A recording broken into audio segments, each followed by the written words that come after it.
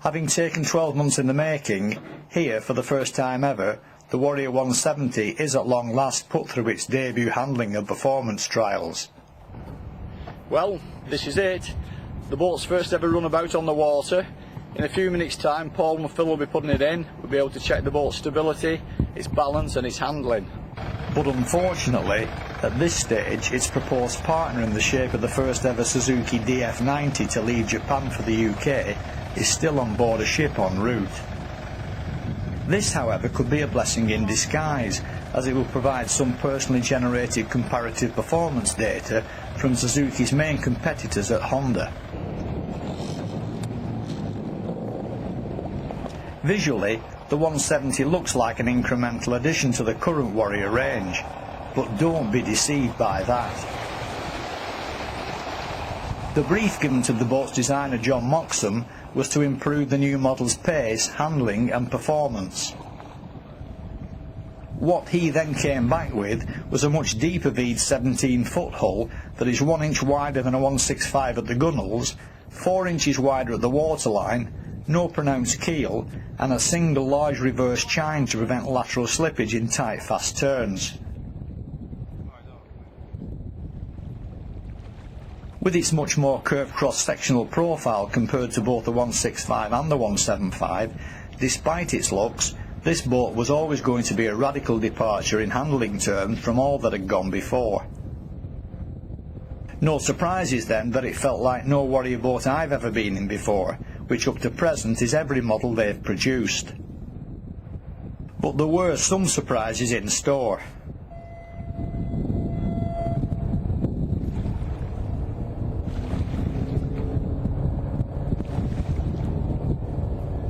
The sheer speed, and more importantly, the acceleration delivering it, were absolutely breathtaking. This is the nippiest and paciest fishing boat I've ever had the pleasure of handling.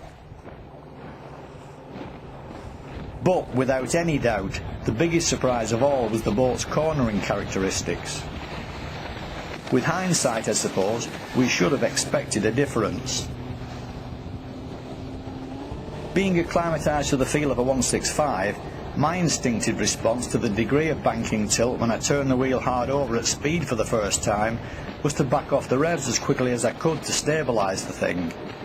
The fact that it's supposed to bank hard over doesn't really enter your head when something like that catches you completely unawares. But eventually you feel your way into it by progressively tightening the turning circle and increasing the power, which, once you know that the boat can readily take it, gives you the confidence to be able to take it yourself. Yeah. You'll find it's a little bit skittish. It tips more than a 165 or a 175, but it sticks there. And then just when you think you're going to get into trouble, the back end slips. So the back you can feel it slide. It's almost like drifting a car. It's good fun. Very, very fast though.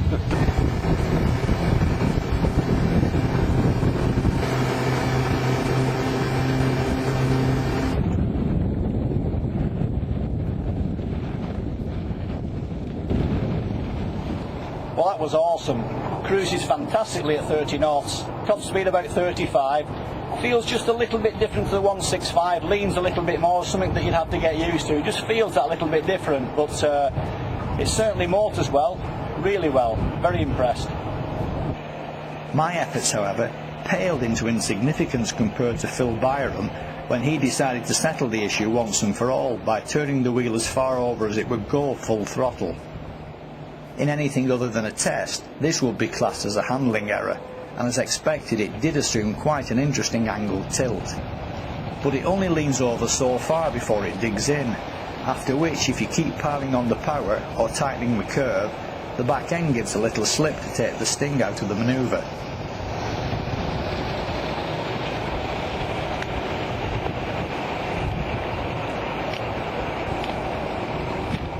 With Paul Haynes in the boat on his own, it actually managed a top speed just in excess of 40 miles an hour.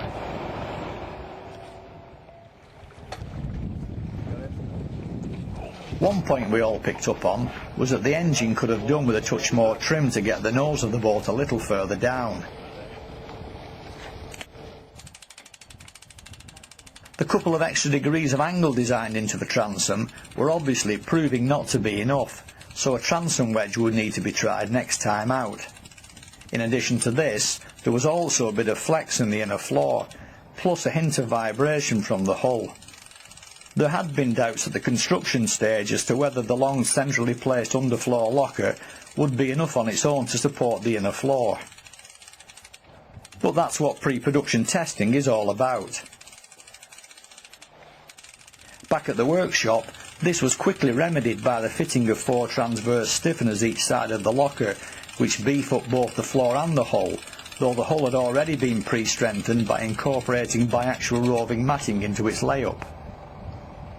Production models of the 170 will now have an integrated underfloor lattice, similar to that used in the Pro Angler and the 175. 2 weeks on, and with all the required modifications and the new Suzuki 90 clamped on the back, the boat is back out on the water at Weymouth for a combined official press day on behalf of both Warrior and Suzuki, but not before some serious rethinking regarding marketing has taken place. Originally, the plan had been to market the boat under the name of 170 Leisure, combining all the best bits of the Pro Angler and the 175 into one boat that could just as easily be used for family pleasure as it could for fishing. The Mark I show model had been fitted with a ski pole, padded backrest, drop-down stern seats, and most importantly of all, the word leisure in its name. That has now changed, and a second fisherman version, with all the fixtures and fittings common to the rest of the Warrior angling range, has now been put together. The important thing, however, was to retest the handling and performance of the boat with the transom wedge, trim tabs and Suzuki DF90, which is 11 kilograms lighter than any rival 4-stroke engine of the same size. Collectively, this should help get the nose further down, making for a much more comfortable ride. Whether the trim tabs would also give added lateral stability was something we could also test, as the leisure version, which was also present on the day, did not have them fitted. I'm of the opinion that they did make a difference. Phil Byram, on the other hand, thinks it's just me getting used to the feel of the boat. What genuinely did make a considerable difference was the Suzuki DF90 engine. Its pace, and in particular its acceleration, will leave you breathless. And it isn't only me that thinks so. Potential customers, having taken it out for a spin, were saying exactly the same thing. Having also played with it themselves, the Suzuki team said it had the wrong prop for the job at hand. So when these arrive in the country, heaven knows how fast it might go, if of course it can get up to full revs, which, having the highest gear ratio of any 94-stroke currently on the market, is something I can't wait to find out.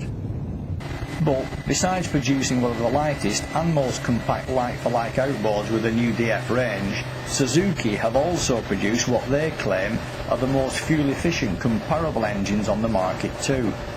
Looking at the fuel burn data for a number of similar outboards, you would have to agree.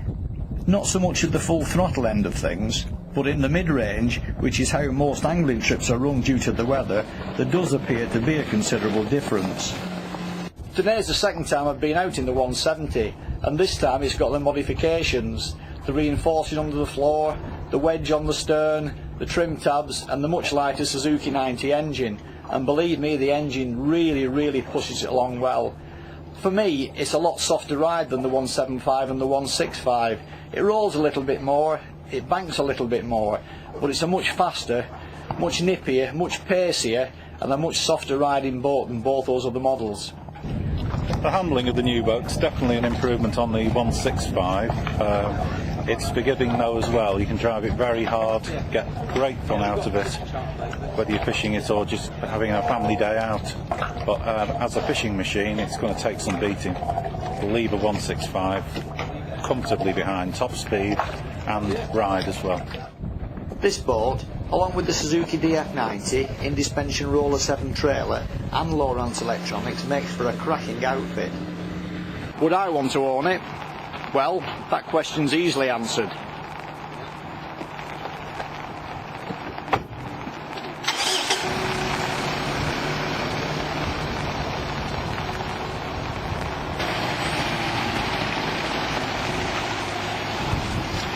So all we need now is a bit of settled weather, and of course the object of the whole exercise, a few half decent fish.